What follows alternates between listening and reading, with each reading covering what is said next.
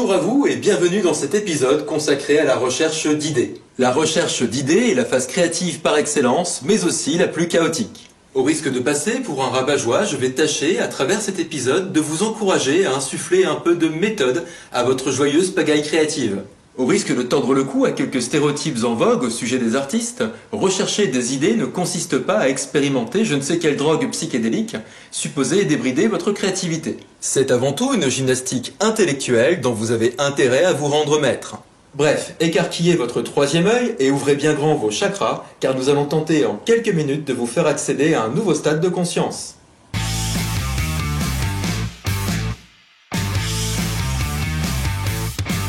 Alors comment trouver de bonnes idées? Eh bien en bossant dur et régulièrement. Jusqu'à ce que vos doigts saignent et que vos yeux pleurent. Enfin, qu'est-ce que vous espériez?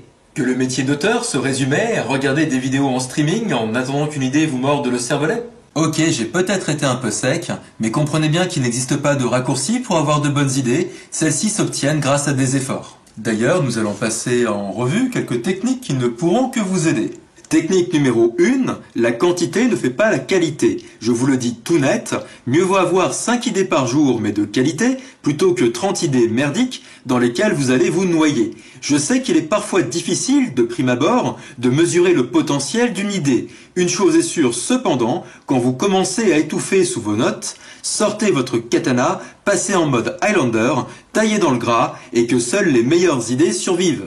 Technique numéro 2. Toujours avoir votre histoire en tête. Je garde toujours mes notes avec moi sur mon smartphone et j'y travaille partout, en toutes circonstances, dans les files d'attente, dans les transports en commun et même dans les toilettes. Premièrement parce que je suis monomaniaque, deuxièmement parce qu'il est prouvé que votre cerveau continue de travailler même quand vous n'en avez pas conscience. Autrement dit, si je travaille mon histoire un peu tous les jours, en vérité je la réactive constamment dans mon esprit, si bien que je me retrouve à la travailler en permanence, exactement comme une tâche de fond sur un ordinateur. Avec quel résultat, me demanderez-vous? Eh bien, j'ai constaté qu'en procédant ainsi, je travaillais plus vite, avec une créativité mieux canalisée, car j'ai constamment la totalité de mon projet en tête. Si vous aussi vous souhaitez travailler sur smartphone dans vos toilettes, je vous recommande pour cela l'application Evernote, dont vous trouverez le lien dans la description de cette vidéo. Technique numéro 3, autant que possible, travaillez un projet à la fois. Si possible, ne vous dispersez pas. Travailler 10 projets simultanément, c'est encore le plus sûr moyen de rater 10 projets en même temps. De préférence, concentrez toutes vos capacités créatives sur un projet à la fois, afin de lui faire la peau à ce salaud. Technique numéro 4, faire le vide. Si comme moi vous êtes stressé, que le café remplace votre hémoglobine, que dépasser un délai ou rendre du travail bâclé suscite chez vous des pulsions suicidaires, alors envisagez sérieusement de vous vider l'esprit avant de travailler. Personnellement, plutôt que de flanquer des coups de boule dans les murs ou de bloquer devant ma page blanche, j'ai trouvé mon salut dans la course à pied. Technique numéro 5, trouvez votre déclencheur d'écriture. L'écriture requiert de la concentration, on ne le dira jamais assez. Tout ce qui peut vous aider à maximiser votre concentration ne pourra que vous être bénéfique. À cet égard, votre situation n'est guère différente de celle d'un joueur d'échecs ou d'un sportif de haut niveau. Ok, avec un léger avantage en votre faveur, peu importe combien vos premières idées sont à chier, peu importe combien vous doutez devant votre écran, le lecteur n'en verra jamais rien. Mais quand même, si vous pouviez trouver un rituel qui favorise votre concentration, ce serait un plus.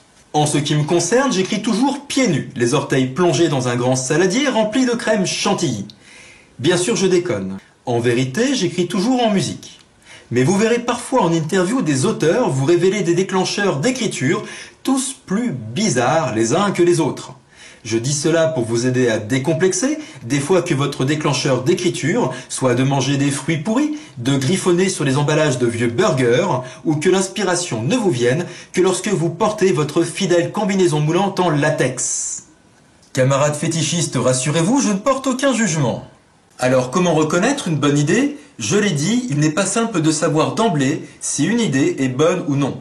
De plus, écrire une histoire signifiant faire des choix, beaucoup de choix, cela signifie énormément d'idées à trier. Conclusion, afin de trier vos idées, vous avez besoin d'outils simples et efficaces permettant une prise de décision rapide. Pour cette raison, je vous conseillerais ici un seul critère, une toute petite question de rien du tout qui résume à elle seule toute la difficulté d'écrire. Écoutez bien, En quoi votre idée est-elle censée intéresser le lecteur?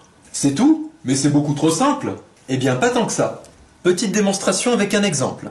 Pour mon projet, Journal d'un marchand de rêve, j'ai choisi d'écrire sur le monde des songes. Et comme première question, je me suis demandé, mais bon sang de bois, qu'est-ce que le lecteur en a à foutre?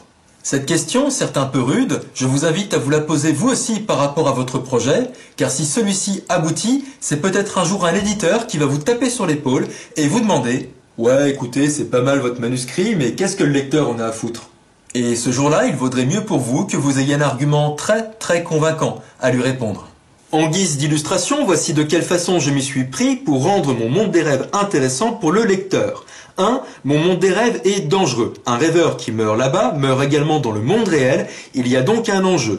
2. Mon monde des rêves est mystérieux. On y trouve les ruines d'une civilisation perdue, les épaves de machines issues du passé comme du futur, de quoi donner envie à mon lecteur d'en savoir plus. 3. Mes personnages sont crédibles et attachants. Les rêveurs sont des gens comme vous et moi, dont le seul pouvoir est de se retrouver chaque nuit dans le monde des rêves. Ils ignorent ce qui leur arrive et cherchent des réponses, exactement comme le lecteur s'il se trouvait à leur place. Je ne dis pas qu'avec ces 3 ingrédients je tiens à best-seller, mais je dispose au moins de pistes à explorer pour traiter le monde des rêves d'une façon propre à titiller la curiosité du lecteur.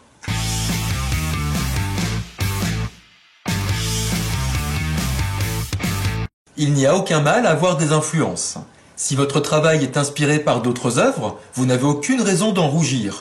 Au contraire, les influences, qu'elles soient bonnes ou mauvaises, vous permettront de vous faire une idée plus précise du travail que vous souhaitez réaliser. Vos influences dessineront comme une carte autour de vous qui permettra de situer votre travail par rapport à celui des autres. Ce repère sera utile non seulement pour vous, mais aussi pour les éditeurs qui chercheront à vous cataloguer. Ne le leur reprochez pas, ils ne font que leur travail. Cultiver vos influences fait partie intégrante de la recherche d'idées. Aussi, n'hésitez pas à lire des romans, des bandes dessinées, à regarder des films, des séries en lien avec le thème que vous souhaitez traiter. À travers les réussites et les échecs des auteurs qui vous ont précédé, vous trouverez matière à alimenter votre propre réflexion. Une frontière bien définie avec Mirador et Barbelé sépare d'un côté l'influence et de l'autre le plagiat. Si vous la franchissez, attendez-vous à être abattu sans sommation et croyez-moi, c'est à peine une métaphore. Nous aborderons cette différence à travers 2 exemples cinématographiques pour l'occasion. Premier exemple, un exemple illustrant la notion d'influence. Nous pouvons comparer La Nuit des Morts Vivants de George Romero avec Shaun of the Dead d'Edgar Wright. Certes, ces 2 films abordent le thème des zombies, mais le traitement qui en est fait, horrifique dans le premier cas et humoristique dans le second, est tellement différent que l'on ne saurait parler ici de plagiat, peut-être de pastiche à la rigueur. Second exemple, un exemple illustrant cette fois la notion de plagiat. Le film américain True Lies de James Cameron, sorti en 1994 et mettant en scène Arnold Schwarzenegger, lui-même un remake du film français La Totale de Claude Zidi, présenterait de troublantes ressemblances avec un scénario de Lucien Lambert intitulé Émilie, ressemblances pour lesquelles Cameron et Zidi ont été condamnés. Je vous passe les détails, je ne vous ferai pas non plus un cours de droit sur la propriété intellectuelle et artistique, sachez seulement que le plagiat est évidemment condamné et que c'est là le genre de publicité dont vous vous passerez bien. Pour mon projet, Journal d'un marchand de rêve, ma référence incontournable est Sandman de Neil Gaiman. Parce que cette référence est juste écrasante de charisme, je m'en suis éloigné dès les grandes lignes du projet. Puisque la bande dessinée Sandman met en scène rien de moins que le dieu des rêves, je me limite de mon côté à l'histoire d'un jeune rêveur sans expérience. Puisque le monde des rêves de Sandman est décrit de façon grandiose, le mien sera poussiéreux, rétro-futuriste et déglingué. Bref, steampunk jusqu'au bout des ongles. Enfin, puisque les intrigues de Sandman impliquent un grand nombre de créatures surnaturelles, mes personnages seront tous humains, convoitant bassement le sable des rêves. Voici de quelle façon j'ai rendu hommage à mes influences, tout en évitant de leur manquer de respect avec un plagiat de bas étage.